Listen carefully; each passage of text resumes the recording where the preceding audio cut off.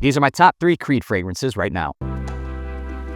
What's going on, guys? My name is Neve. Welcome back to AROMATIX. Today we're going to be talking about the 3 Creed fragrances that I think are still, they're somewhat worth it here in 2025. Starting things off with one that's been discontinued, unfortunately, but for a lot of reasons, it makes sense. It's Absolu Aventus, this black bottle that, if I'm not mistaken, got discontinued. You can roast me in the comment section if I'm wrong. I deserve it fully. But this fragrance, I mean, I'm not really looking into it because it's like 450 bucks or 350 bucks. I bought it anyway. And honestly, I'm not mad at it. It smells pretty damn good.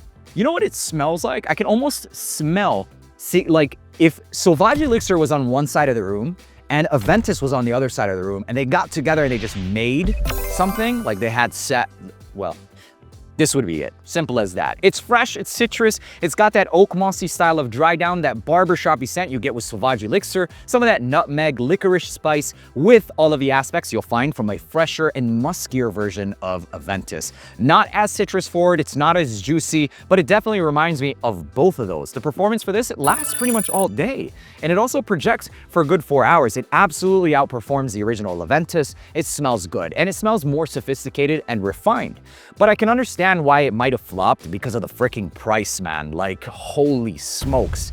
It was about $375, maybe $425 for this right here, 75 mLs. And honestly, when it first came out, there were a couple of pictures that got leaked. I didn't think that this was a design they would actually go with. Nevertheless, the fragrance in itself, you are getting a premium scent profile. How do you say that? It is still premium smelling though. It is still premium smelling. And you're getting pretty good performance. This is a fragrance that you could wear to like higher end events, like balls, weddings, maybe even like dates if you're going with somebody who's a little bit more mature. Regardless of the facts, it gives me personally a lot of things that I can check off the box. A premium nature for a premium price. It gives me a nice style of performance. That's also another check off. The only check off that it would fail at is the price value. And I think that that's what caused it to get discontinued if it isn't already. So there you have it. It's Aventus Absolu. Next one is going to be very controversial. It's Aventus, the original. This is one of their best fragrances, and it'll always continue to be. Unfortunately, though, I say that with a grain of salt because it's not what it used to be. If you've only been collecting for the last 3 to maybe even 5 years, you guys, unfortunately, this isn't what Aventus started out like. And it's lost a lot of its identity. A lot of the character in the scent profile was very sharp. It was very intense. It was very citrus forward and unapologetically smoky and woody. Throughout the years, and I think because of regulations or even just to cut costs, the scent profile has significantly lost its depth, its richness, a lot of that citrus, vibe that it had, and even its birchy nature. And it started to go into more of a musky and camphorous vibe. So something that was hazy and woody rather than intense and smoky and rich and woody. And that's what you end up with in this scent profile, is something that's a shadow of what it once was. The citruses are still somewhat there. You could still get that juicy vibe, but it's not nearly as concentrated. And I mean, if I had to quantify it, you guys, like, it smells quite literally like 50% of what it used to be in terms of richness. Is the scent still the same? Yes, but it's literally like 50% of what it used to be in terms of its richness and what creates its identity, the strength of the citrus, and you get the idea, right? With that being said, it leads into a weaker performing fragrance. I mean, this scent profile, I would spray it on personally anywhere from 8 to 15 times, and I'll get maybe a total longevity of about 6.5 hours tops. Its projection is something that you really have to get close, and it's a musk cloud of maybe 1 foot. I mean, at the price, it's very hard to excuse this scent profile. It's very, very hard. There are a couple of ingredients that were regulated by IFRA, which is the, which is an agency that keeps all of the juices safe, the compliance, etc., for our safety. But there are other ways to recreate the scent profile. And rather than finding those ways, I think corners were cut and the identity was also lost in the process. Rather than trying to re-identify itself or come in a different way, they came out with this one, a more muskier, less fruity, less rich fragrance that it used to be. And in the process, they've allowed way for a lot of these dupe companies, cheapies, and even other designer fragrances to give you a glimpse of this style of scent profile that's done a lot more strong, a lot richer, maybe reinvented in a way or two. So it's not that they couldn't reinvent it or make a scent profile that still smells like it and make it stronger and richer. They could have, but they just didn't. And I don't know if the thought process behind it was like, oh, we don't want to lose its identity, but you can argue that it already has. just by it getting not stronger. So I personally, actually, you know what? Let me know down in the comment section. What would you have preferred? For it to get weaker and stay this way, or for them to kind of reinvent it in a way to still keep its identity, but be stronger? I feel even if they twisted it and gave us a newer batch, which they did plenty of times. We had a fruity batch, we had the 1Z01 or some shit like that, and now we have the F batches, which is just musky water. It would have been much of a much better take than this one right here. So although it's not what it used to be, I still think it's one of the best creeds. By default, it has to be. It has to be. Next one on this list is Creed's Virgin Island Water. I freaking love this scent. This is Vacation in a Bottle.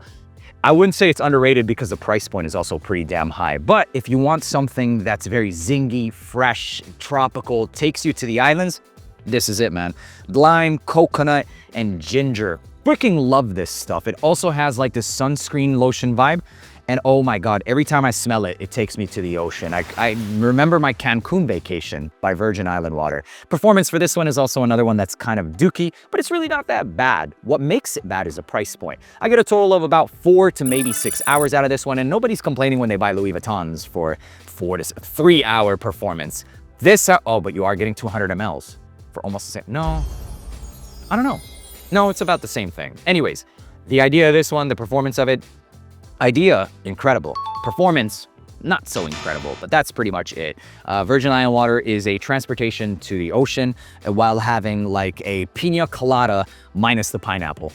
You know, it's like coconut citruses with sugar and rum. Simple as that. It smells like a, would you even call it just a colada, right? I think it's just a colada. It smells like a colada on the beach. Simple as that. In terms of whether or not it's worth it today, honestly, I love the scent profile. I have worn it and I do wear it significantly when I'm on vacation. And this is my second bottle that I purchased last year, but I haven't gone through it. So I probably won't be replenishing it. But that's pretty much it. I know there's a lot of other fragrances that are pretty great, like Millésime Imperial, which has like this watermelon and salty accord, but for whatever it's worth, you guys, once it starts to dry down, at least for me personally, I don't really enjoy it. It is a good smelling scent profile, and I would say that it's one of the top 5, easily one of the top 5, but its performance is also pretty bad. At these price points, you would expect something that at least gives you, I mean, come on, at least 5 hours, even if it is a freshie. I'll say that this one does do exactly that. This one, maybe spray it 15 times, and this one, same thing, maybe just spray it 15 times. But the next one up would be Millésime Imperial. I still think it's a great smelling fragrance, but it's really hard to make the case for it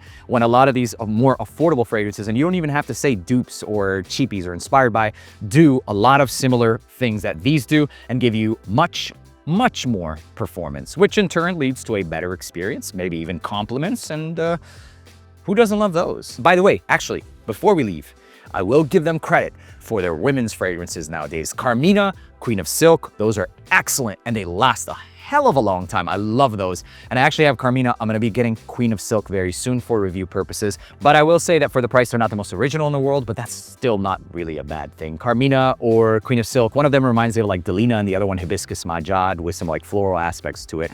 Nevertheless, still one of, if not 2 of, the best Creed fragrances. Let me know in the comment section if I missed one. And while you're down there, make sure to leave a like, hit that subscribe button, and I'll see you in the next one. Peace.